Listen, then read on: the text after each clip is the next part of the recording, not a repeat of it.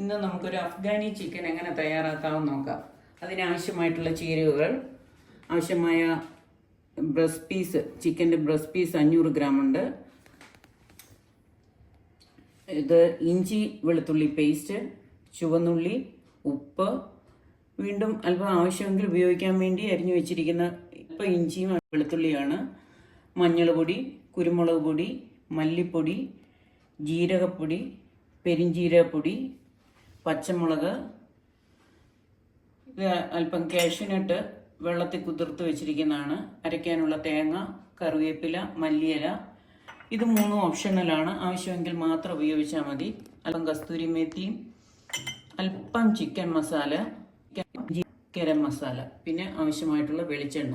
എണ്ണ ചൂടാകുമ്പോൾ അതിനകത്തേക്ക് കറിവേപ്പില, ഇഞ്ചി വെളുത്തുള്ളി പേസ്റ്റ് ഇതിട്ട് ഒരു മൂത്ത മണം വരുമ്പോൾ ഉള്ളിയിട്ട് വഴറ്റുക. ഇപ്പം ഉപ്പ് ചേർക്കാൻ എടുക്കുന്ന വഴന്ന് കിട്ടും.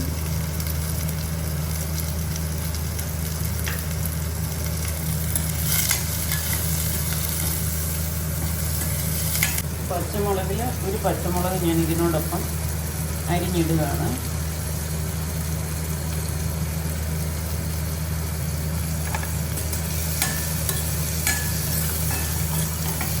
ഇതോടൊപ്പം തയ്യാറാക്കി വെച്ചിരിക്കുന്ന ചിക്കനും കൂടെ ഇട്ട് വഴറ്റുക.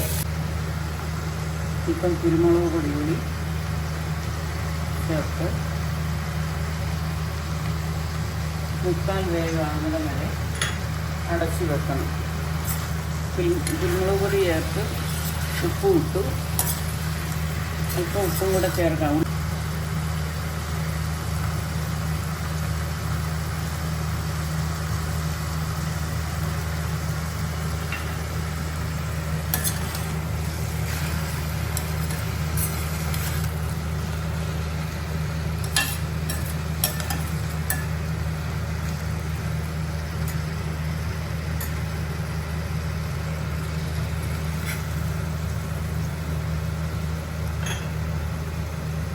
അരിഞ്ഞു വെച്ചിരുന്ന അല്പം ഇഞ്ചിയും വെളുത്തുള്ളിയും കൂടെ ഞാൻ ചേർക്കുകയാണ്.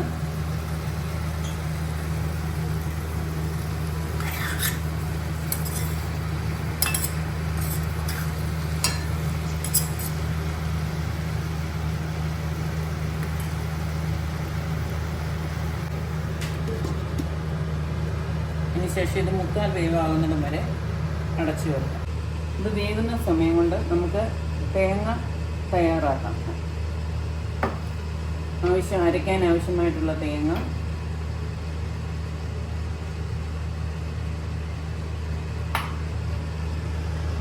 കാഷ്യൂനട്ട്,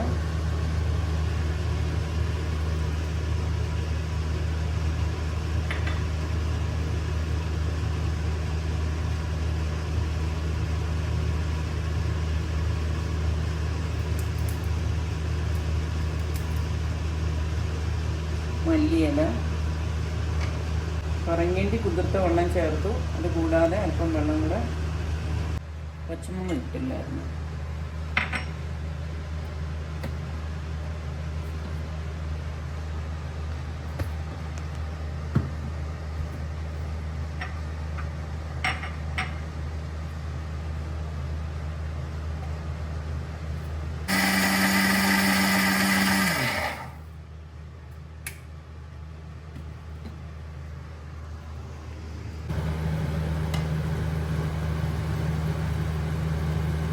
അല്പം മഞ്ഞൾ പൊടി,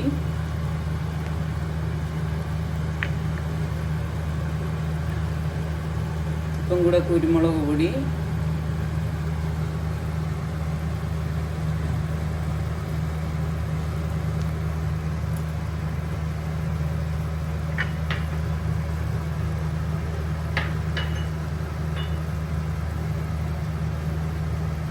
മല്ലിപ്പൊടി,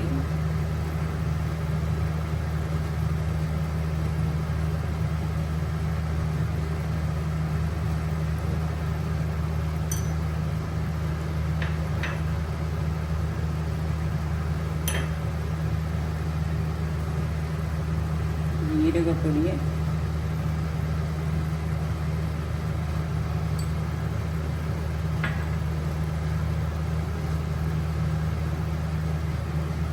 പെരുംജീരകപ്പൊടി,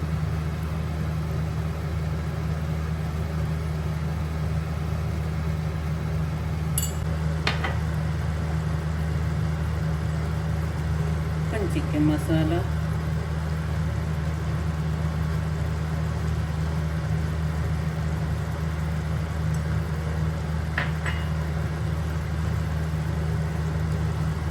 ഗരം മസാല,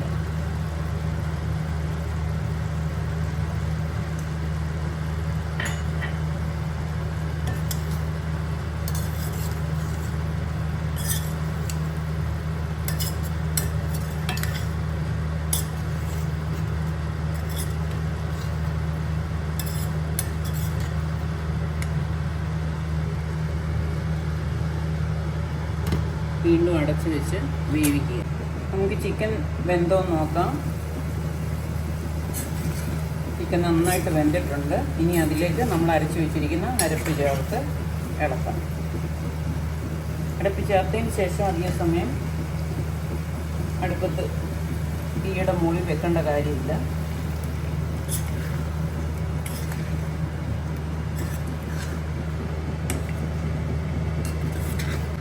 അവസാനം ഇച്ചിരി കസ്തൂരി മേത്തി നമ്മൾ എടുത്ത് വെച്ചിരുന്നത് അതുകൂടെ ഇട്ട് ടേസ്റ്റ് നോക്കാം.